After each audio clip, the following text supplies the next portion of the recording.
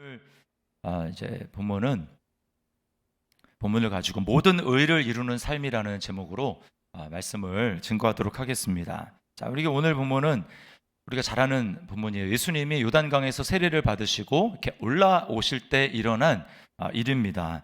자, 세례를 받으시고 물에서 올라오실 때 예수님에게 성령이 비둘기같이 임했다라고 말씀하시고 또 하늘에서는 하나님의 아버지의 음성이 들립니다.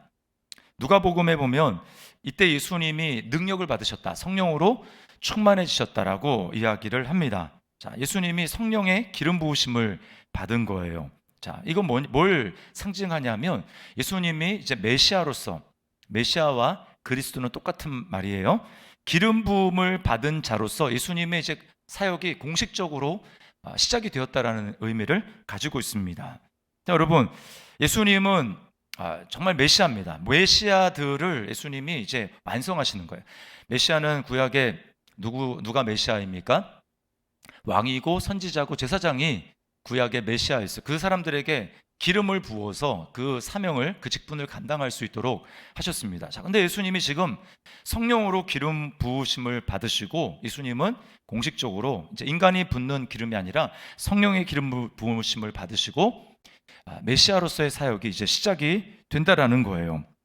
자, 여러분, 예수님은 왕이시고 선지자고 제사장입니다. 창조주 하나님으로 예수님이 이 땅에 오셔서 죄와 사단의 권세에 매여 있는 불쌍한 그 백성들을 자기 백성으로 삼으시죠.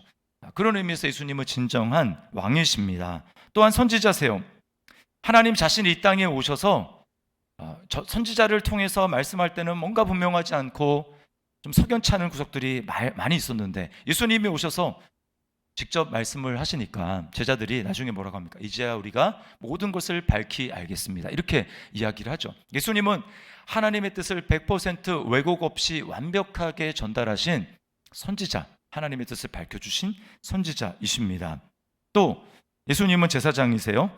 하나님과 원수가 된 인간을 자기 피로 하나님과 화목시키시는 분이 바로 예수님이십니다. 그런 의미에서 오늘 예수님의 세례식은 굉장히 의미가 있게 우리가 마음에 새겨야 될 본문이라고 할 수 있습니다.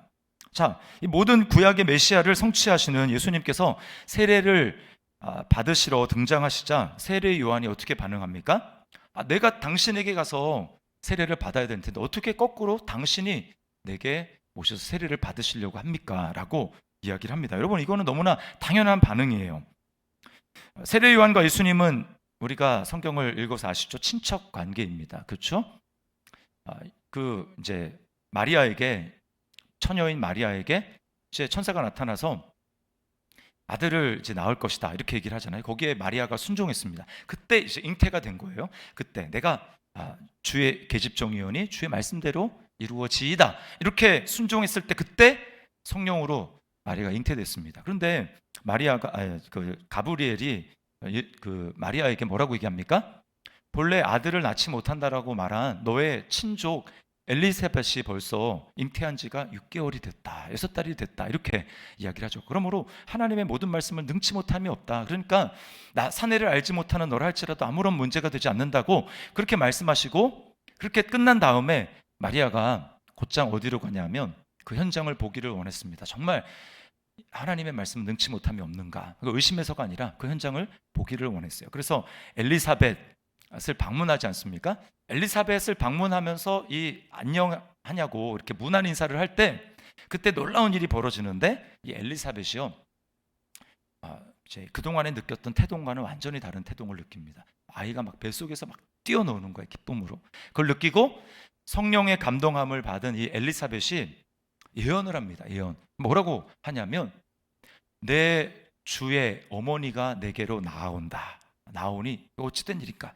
잘 보세요. 내 주의 어머니. 그러니까 알고 있는 거예요. 이 엘리사벳이 지금 마리아 속에 잉태된 지 얼마 되지 않은 저 아기는 바로 나의 주님이 되실 분이다 라고 하는 것을 알고 있었습니다.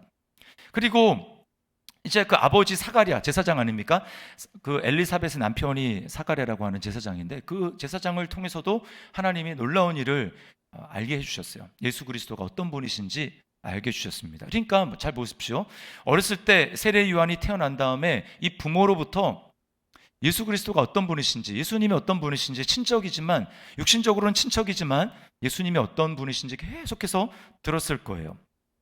자, 그런 예수님이 지금 요한에게, 세례 요한에게 세례를 받으러 나오고 있는 것입니다. 그러니까 요한의 당연한 반응은 내가 당신에게 세례를 받아야 되는데 어떻게 당신이 내게 세례를 받으러 오십니까? 라고 반응을 하는 것은 너무나 당연한 거예요.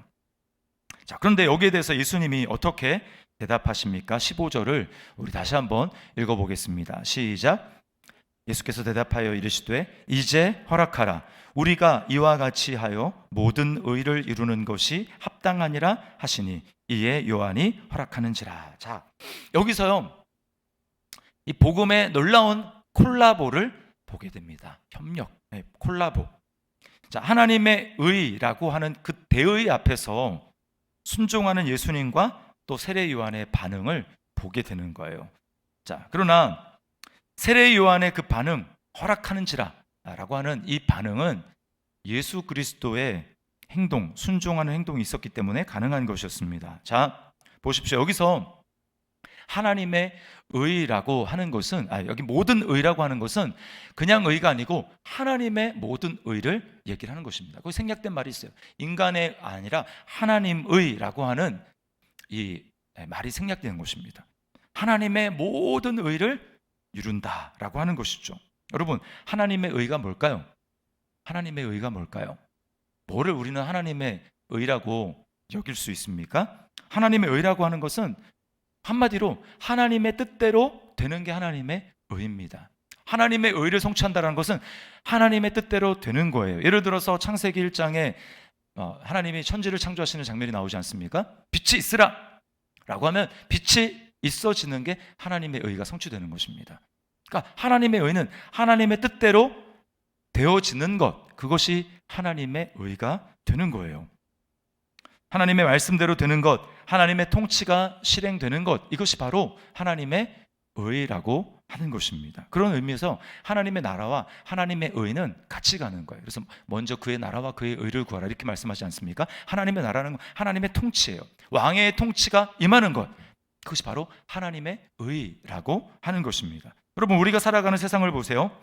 사람들은 무의식적으로 우리가 하나님의 형상을 따라 지음받은 존재이기 때문에 하나님의 의는 아닐지 모르지만 어떤 수준의 의를 이루기를 인간은 자기도 모르게 굉장히 갈망합니다. 인간의 의를 추구해요. 자기 수준에서, 인간의 수준에서 의로움을 추구합니다. 여러분, 법무부가 추구하는 의가 뭘까요? 우리나라 법무부? 교정시설에 딱 가면 그 붙어 있습니다. 그건 뭐냐면 정의사회 구현이에요. 정의사회. 정의가 정말 실행될 수 있도록 하겠다. 이게 우리나라 법무부 또 뭐 교정시설, 법이 집행되는 그 현장에 사람들이 추구하는 것입니다. 여러분, 그래서 우리나라에는 검찰이 있고 또 3심 재판이 있지 않습니까? 이런 것들을 통해서 얼마나 정의가 실현될까요? 어느 정도 정의가 실현되겠지만 그렇게 정의가 막 그다지 실현되지 않습니다. 제가 이제 어제 유튜브 이렇게 뭐 짤로 해서 금쪽 같은 내 새끼인가? 거기에 등장하는 한 에피소드를, 짤막한 에피소드를 보게 됐는데요. 그 뭐냐면 한 네 가정이 너무나 단란하게 행복하게 그렇게 살아가는데 이제 그 엄마가, 그 아내가 그 만취한 그 이제 뭐죠? 음주운전 그 차량에 의해 가지고 교통사고를 당해서 이렇게 죽게 됩니다. 그때부터 가정이 완전히 그냥 행복했던 그 가정에 불행이 시작이 되는 거예요. 그 이제 남편 그 아버지죠, 아버지 그 아빠. 그러니까 이제 그 아들이 큰 아들인데 중학교 2학년입니다. 그리고 이제 딸이 초등학생이에요. 근데 엄마를 너무너무 의지하고, 그래서 엄마가 삶의 버팀목이었는데 대화도 많이 하고, 근데 엄마가 그렇게 딱 가버리니까요, 삶의 버팀목이 사라진 거예요. 그러니까 아이가 살 그 의미를 그냥 잃어버린 겁니다. 방에서요, 학교도 안 가고 방에서 나오질 않는 거예요. 9개월 동안 방에서 나오지도 않고 거기서 게임만 하고 그냥 자기 세계는 그 방 안이 전부입니다. 그러니까 그 아버지가 너무 가슴이 메어지는 거예요. 아내 떠나간 것도 슬픈데, 그러니까 거기 나와가지고 계속 눈물을 흘리더라고요. 제가 그걸 보면서 너무 안타까웠습니다. 여러분, 뭐 법이 뭐 집행을 하겠죠. 그 음주운전 한 사람에 대해서. 그러나 여러분, 그 망가진 그 가정, 그 사람의 삶이 어떻게 그게 제대로 보상이 되겠습니까? 의가 제대로 실현이 되겠습니까? 제대로 실현이 안 되는 거예요. 뭐 그런 일이 한두 가지가 아니죠. 한두 가지가 아닙니다.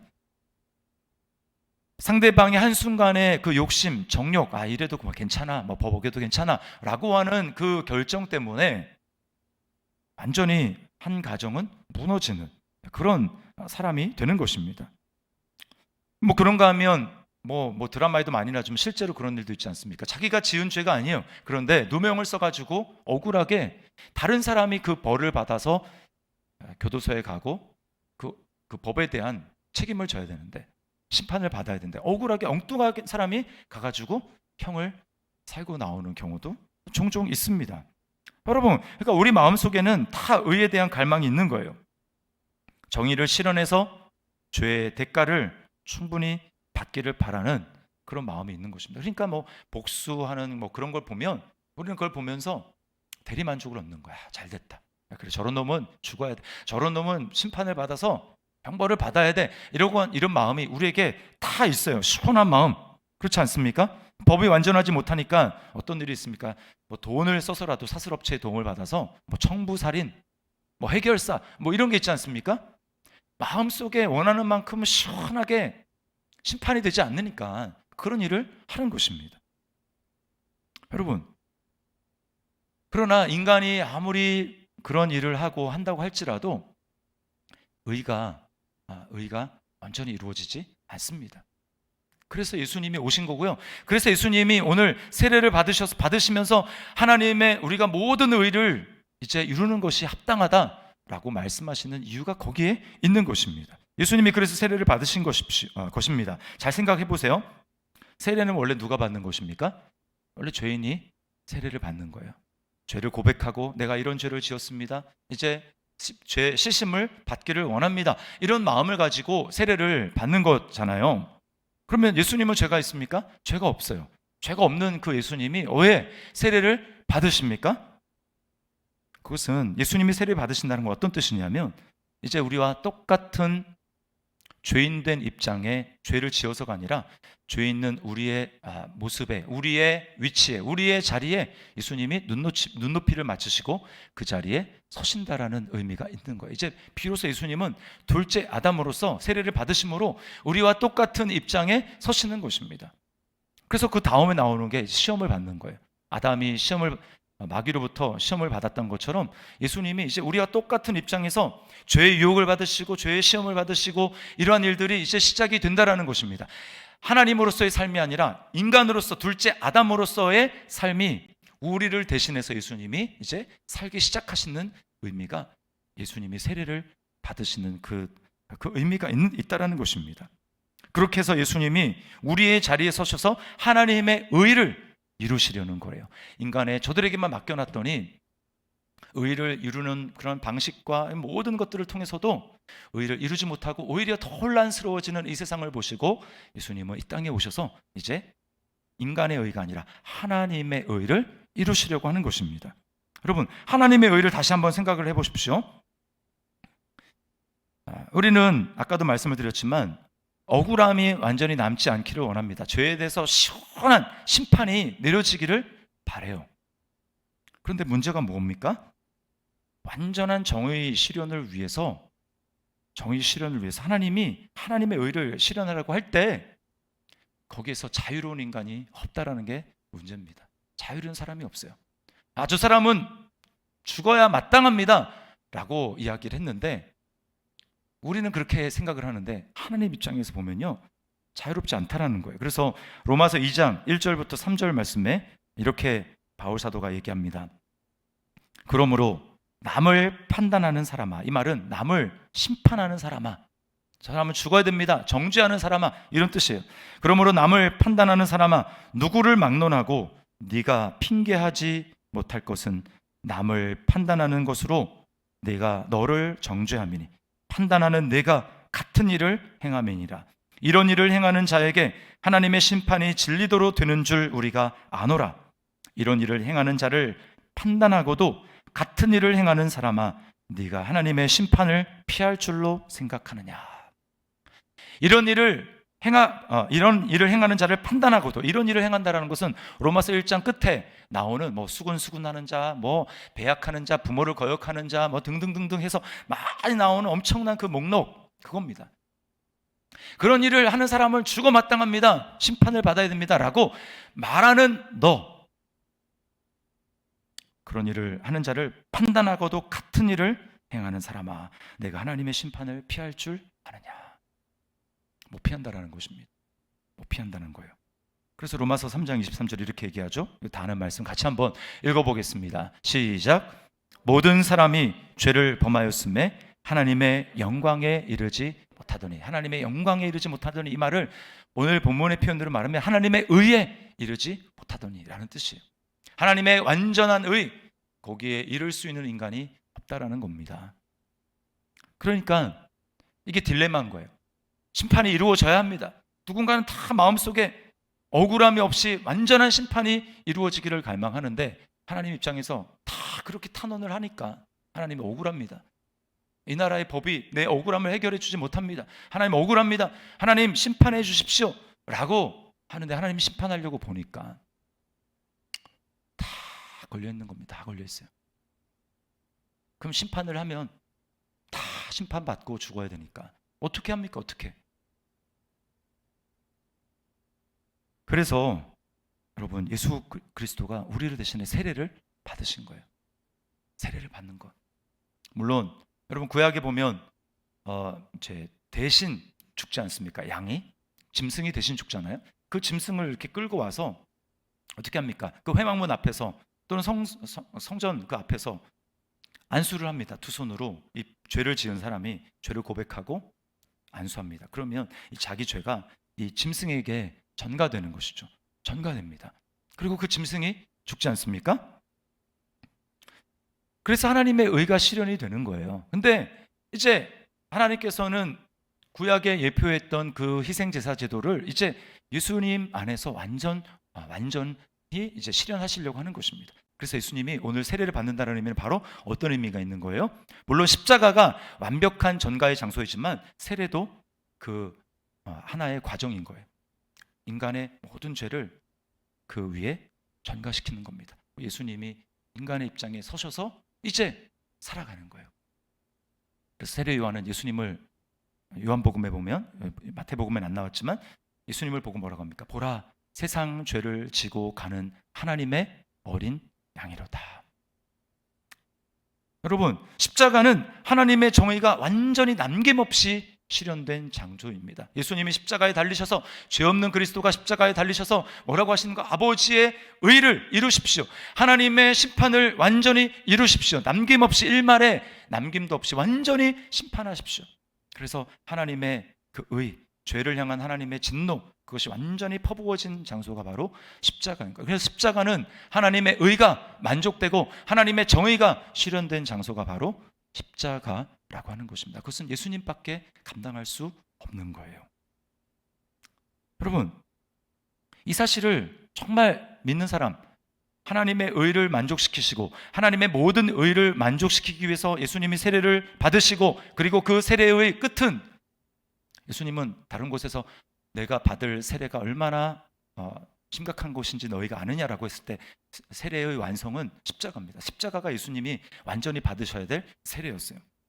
그래서 그것을 온전히 믿는 사람들에게는 여러분, 이제 인간의 의, 자기 의를 주장하지 않습니다. 자신을 의롭다고 생각하지 않습니다. 예수님 안에만 참된 의가 있음을 믿는 거예요. 그래서 예수님을 믿고 예수님 안에서만, 십자가 안에서만 진정한 하나님의 의가 실현되었고 하나님의 정의가 만족되었다라는 것을 정말 믿는 사람들은 어떻게 합니까? 이제는 예수님만 의지하고 예수님만 믿고 예수님만 자랑하는 거예요. 로마서 1장 17절 말씀 우리 함께 읽어보겠습니다. 시작. 복음에는 하나님의 의가 나타나서 믿음으로 믿음에 이르게 하나니 기록된 바 오직 의인은 믿음으로 말미암아 살리라 함과 같으리라. 아멘. 여러분, 우리가 사는 길은 오직 예수님만이 나의 의가 되신다라는 것을 믿고 주장하며 살아가는 삶입니다. 그러므로 믿음만이 우리를 하나님 앞에 의롭게 하는 거예요. 내가 종교적인 행위를 해서 그것은 인간의 의입니다. 그것은 하나님의 의를 만족시키지 못하는 거예요. 그래서 예수님 뭐라고 말합니까? 너희 의가 서기관과 바리새인보다 낫지 않으면 결단코 천국에 들어가지 못하리라. 인간의 의로는 아무리 대단한 일을 한다 할지라도 하나님의 의를 이룰 수가 없는 겁니다. 그래서 예수님이 이제 내가 하나님의 의가 되어야 되겠다 오신 것이죠. 그래서 십자가에 죽으신 것입니다. 여러분, 이렇게 십자가에 나타난 하나님의 의를 받아들이고 믿는 사람에게는요, 놀라운 일이 벌어지는데 그것은 예수님에게 일어난 일이 우리에게 똑같이 일어난다라는 것입니다. 여러분 믿습니까? 예수님에게 일어난 일이 똑같이 우리에게 일어나는 거예요. 자, 예수님이 세례를 받으실 때 어떤 일이 일어났습니까? 성령이 비둘기처럼 예수님 위에 임하셨죠.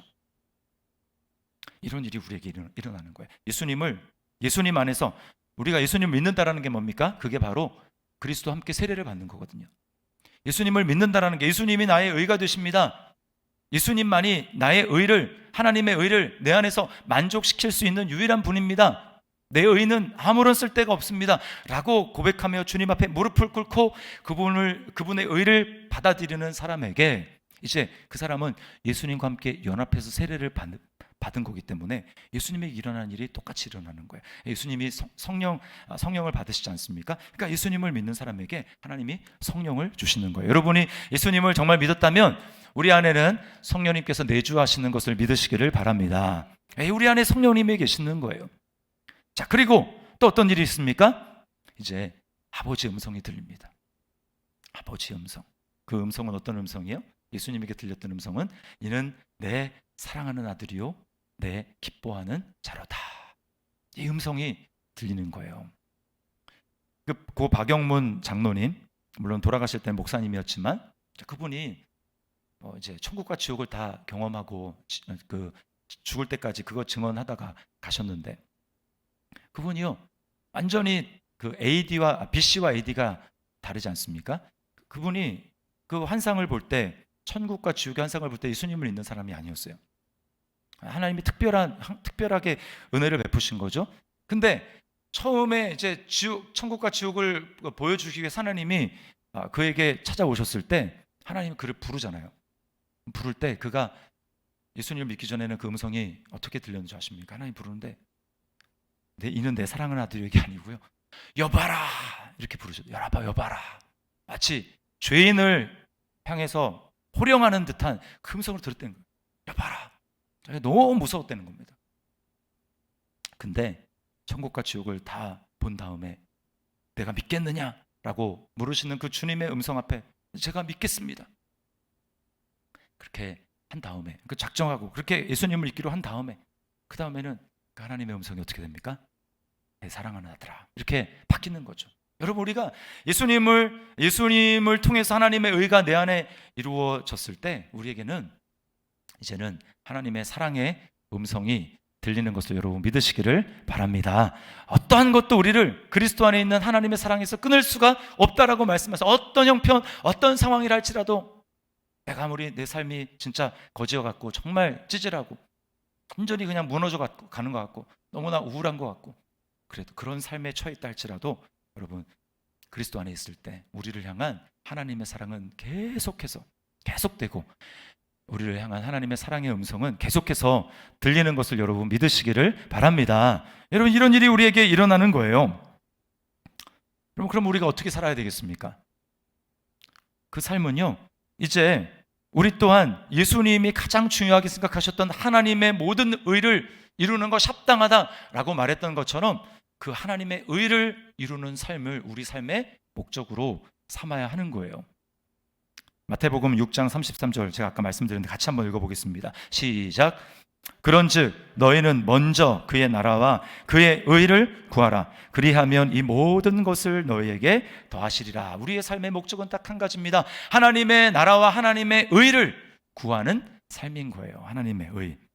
여러분 예수님 입장에서도 또 세례 요한의 입장에서도 합력해서 하나님의 의를 이루지 않습니까? 그것은 딱 한 가지입니다. 자기 자존심을 내려놓는 거예요. 자, 예수님 입장에서도 하나님이신데 세례를 받기 위해서, 그래서 하나님의 의를 이루시려면 어떻게 해야 됩니까?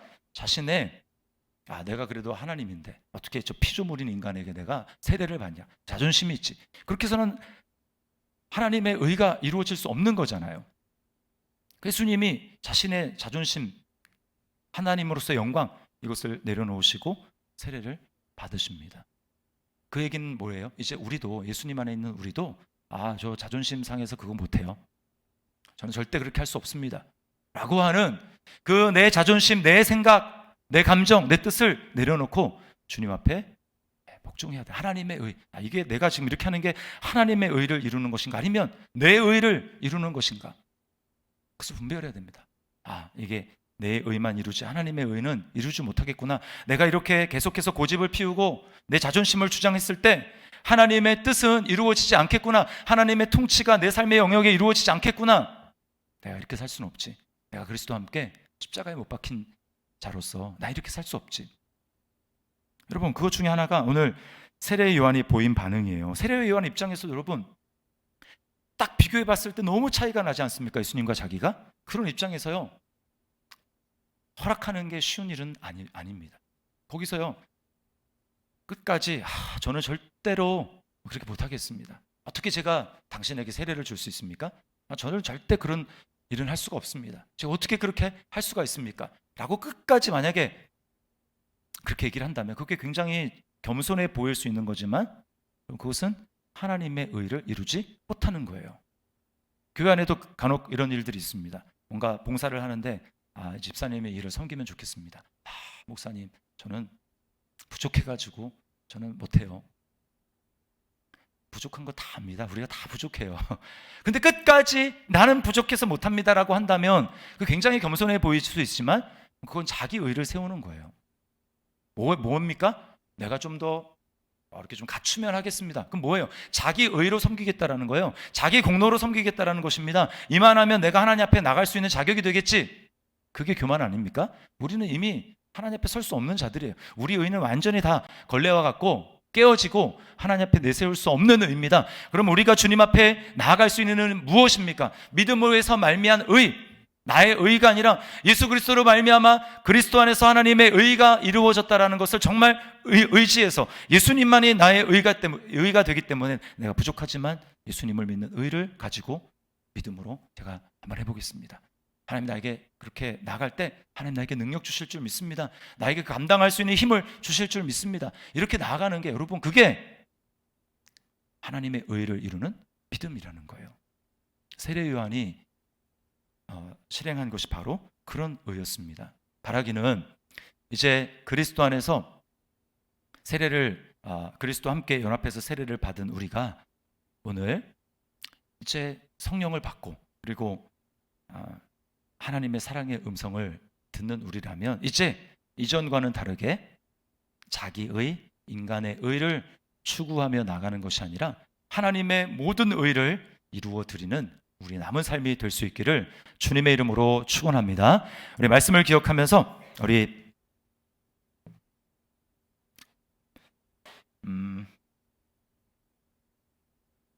우리를 사용하소서라고 하는 우리 마지막에 불렀던 찬양 다시 한번 우리 좀 부르도록 하겠습니다. 우리에겐 소원이 하나 있네. 우리 찬양 하나님 앞에 드리며 나가겠습니다.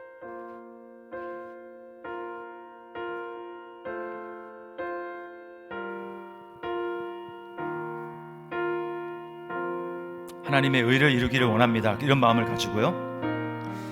우리에겐 소원이 하나 있네. 주님 다시 오실 그날까지 우리 가슴에 새긴 주의 십자가 사랑 나의 교회를 사랑케 하네. 주의 교회를 향한 우리 마음 희생과 포기와 가난과 고난 하물며 죽음조차 우릴 막을 수 없네. 우리 교회는 이 땅의 희망. 아멘. 내가 바로 교회입니다. 교회를 교회 되게, 예배 되게 우릴 사용하소서.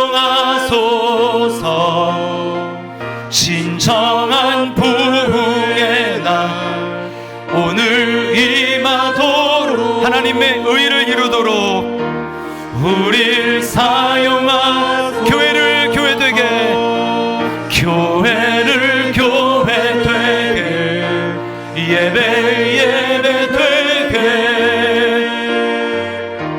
우릴 사용하소서. 진정한 부흥의 날 오늘 임하도록 우릴 사용하소. 성령 안에서 예배하리라. 성령 안에 예배하리라. 자유의 마음으로 의를 이루기 위해서 사랑으로 사역하리라. 교회는 생명이니 교회를 교회 되게, 예배 하나님의 의를 이룰 수 있도록 우릴 사용하소서. 진정한 부흥의 날 오늘 임하도록 우릴 사용하소서.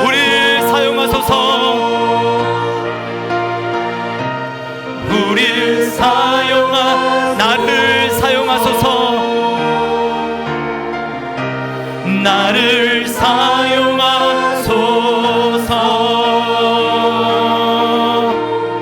우리 기도하겠습니다. 우리 말씀을 생각하면서, 주님, 예수님도 그랬고 세례 요한도 그랬던 것처럼 모든 하나님의 의를 이루는 나의 삶이 될 수 있도록,